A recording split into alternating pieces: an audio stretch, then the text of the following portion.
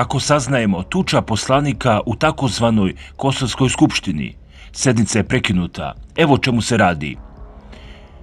Poslanici Kosovske skupštine sukobili su se danas pred kraj sednice na kojoj se raspravljalo o nestalim osobama, a nakon što je verbalni okršaj prerastao u fizički sukob, zasedanje parlamenta je prekinuto.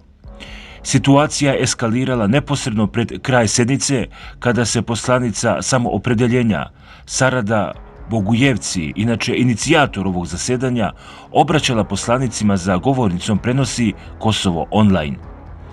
Zamjenica predsjednika Skupštine Kosova Arberije Nagavci nekoliko puta je upozorila poslanike da sednu kako bi se sednica nastavila, međutim, isti su nastavili verbalni sukob koji je prerastao u tuču.